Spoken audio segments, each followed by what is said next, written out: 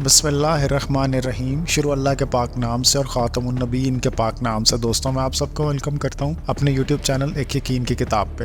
दोस्तों, आज की वीडियो में मैं आपसे एक ख़ास बात करने लगा हूँ, एक ख़ास सवाल छोड़े जा रहा हूँ आप पे और आपकी सर्च वर्क पे, आपकी आने वाली लाइफ पे, कि हम लोग कितना पीछे हैं और हमें कितनी तरक्की की ज़रूरत है और हम इस्लामिक पर्सपेक्टिव से अपना क्या किरदार अदा कर रहे हैं आज के दौर में। इसराइल अपनी बदतरीन मजालिम की वजह से फ़लस्तीन के लोगों को ज़िबा पर ज़िबा किया जा रहा है। बहुत सारी तकलीफ़ दे वीडियोज़ जिसमें ना सिर्फ औरतें बल्कि छोटे बच्चे और बूढ़े लोग भी शामिल हैं। बदतरीन तरीके से उन पर जुल्म ढाए जा रहे हैं, एक बुरे तरीके से एक जुल्म का पहाड़ ढाया जा रहा है और पूरी दुनिया, पूरा आलम इसमें मुकम्मल खामोश है। और इंतहाई बदकिस्मती के साथ मुस्लिम दुनिया या मुस्लिम उम्मा के बहुत बड़े लोग, बहुत अमीर लोग, बहुत रईस लोग और बहुत ज़्यादा वर्थ रखने वाले, बहुत ज़्यादा अहमियत रखने वाले दुनिया की नज़र में वो भी बदतरीन खामोशी इख्तियार किए हुए हैं। और बहुत बदकिस्मती के साथ ये बताना पड़ेगा कि बड़े मुसलमान, ऐसे मुसलमान जो अपना एक ख़ास इख्तियार, अपने ख़ास वजूद, अपनी ख़ास हैसियत रखते हैं, वो कुछ कर नहीं पा रहे।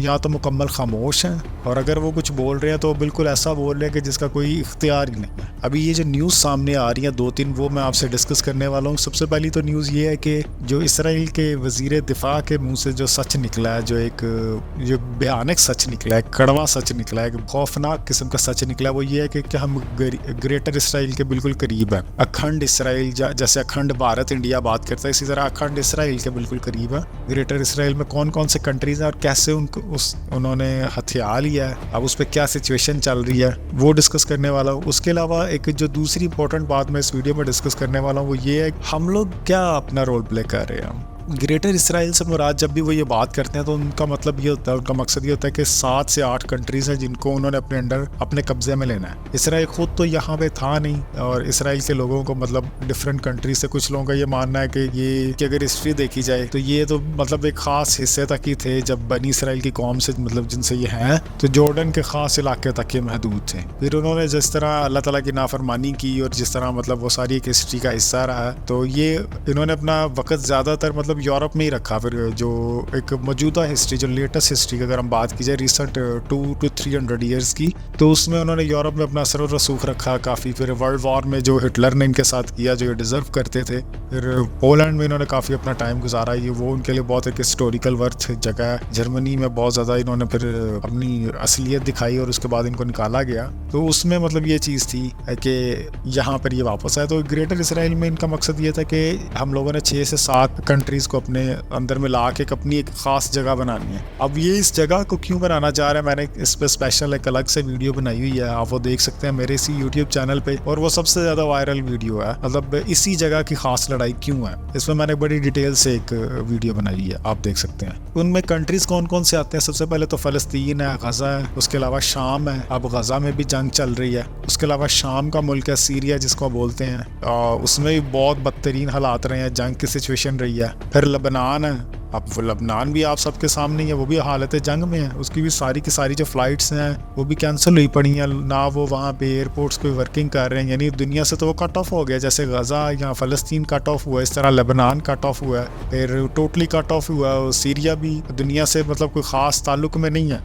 अब ये कुछ ये बातें कहते हैं कि वेस्ट बैंक वो पहले ही इनके पास है, मतलब इसराइल फ़लस्तीन ने इनको जो रहने के लिए जगह दी थी उसको वेस्ट बैंक कहते थे। आहिस्ता आहिस्ता जो इन्होंने जुल्म करके और साजिशें करके और तरीके मक्कार सोच, घटिया सोच से जो जगह ली उसको इसराइल बनाया इन्होंने। अब जो वेस्ट बैंक है, गज़ा है, फ़लस्तीन है, वो सारा इन्होंने तो लपेट ही लिया अनफॉर्चुनेटली। और लबनान, फिर सीरिया की तरफ इनकी अब नज़र है क्योंकि उसको भी जंग में इन्होंने शामिल किया। अमेरिका और तुर्की की जो प्रॉक्सी वार चल रही थी ना, अमेरिका और तुर्की की, ये अर्ली मतलब 2016-17 में वार बहुत ज़्यादा अमेरिका और तुर्की की जंग हुई है, जिसमें रशिया ने तुर्की का बहुत ओपनली साथ दिया। तुर्की जीता भी है और तुर्की ने अपना उस वक्त लोहा मनवाया। उर्दगान उस वक्त बहुत पीक में थे और उनको कोई खास पॉलिटिकल सपोर्ट की ज़रूरत भी नहीं थी, वो खुद ही आवाम में बहुत ज़्यादा मकबूल थे।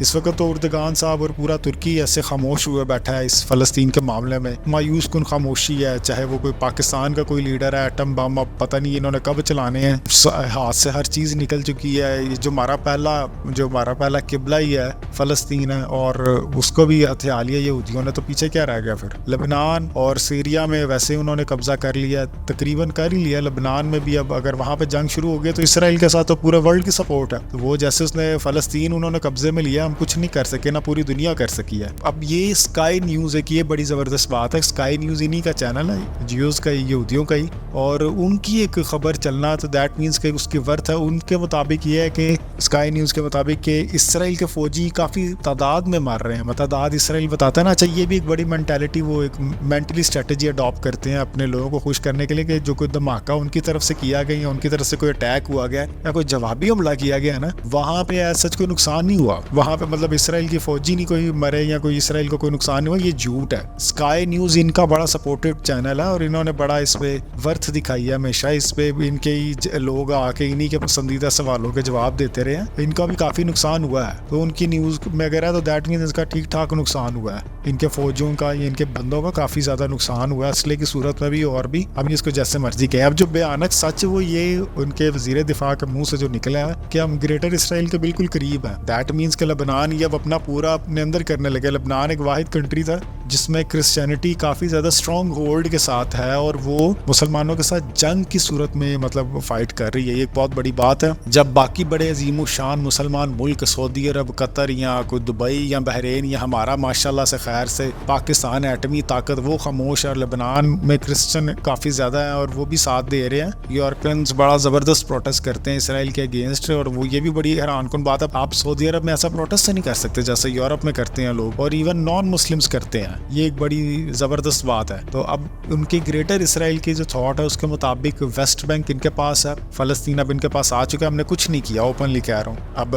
लेबनान में जंग शुरू हुई है, दैट मीन्स इसराइल की फ्लाइट्स कंटिन्यू है, इसराइल में लोग आ जा रहे हैं लेकिन लेबनान में नहीं आ रहे। क्या बात है। दैट मीन्स कि इसराइल विन कर रहा है। अब ये कड़वा सच है, इसको जैसे मर्जी आप देखें। और वो शाम में पहली जंग की सूरत हाल है, वहाँ पे भी इकॉनमी बड़ी वीक है। एक वहाँ के अगर कोई दुबई में कोई रहता है या दुबई में कोई आता जाता है, काफ़ी लोगों के रिलेटिव्स दुबई में होते हैं, तो आप देख सकते हैं कि वहाँ पे दुबई में जो शाम के सीरिया के लोग काम कर रहे हैं बहुत मामूली सैलरीज पर लगे होते हैं। बहुत ज़्यादा थोड़ी सैलरी, यानी इतनी सैलरी जो कि एक जमादार या चपड़ासी की होती है और बड़े बड़े काम की सैलरी ले रहे होते हैं। यानी वो एक पूरा एक स्किल भी हो ना उनके पास, तो खास तनख्वाह नहीं ले रहे होते। बहुत मामूली 700 या 800 दरम पे लोग लगे होते हैं, क्योंकि उनको पता है ये बहुत ज्यादा है। शाम में इसकी वर्थ बहुत ज्यादा है। शाम भी उनके हाथ में है, लेबनान भी उनके हाथ में है, गजा भी उनके हाथ में है, वेस्ट बैंक पहले ही उनके पास था। अब पीछे सिर्फ 2 मुल्क रह गए हैं। अब उसमें से एक मुल्क यही है, जॉर्डन है, मतलब उर्दन। और जॉर्डन में अगर वो आ गए तो दैट मीन्स के अरब बहुत करीब हो जाएगा। उनका सारा का सारा अरब पे ऑलमोस्ट होल्ड करना बहुत आसान हो जाएगा। दुबई, कतर वगैरह तो उनको वैसे ही कुछ नहीं कहते, अपनी जुबान पे चुप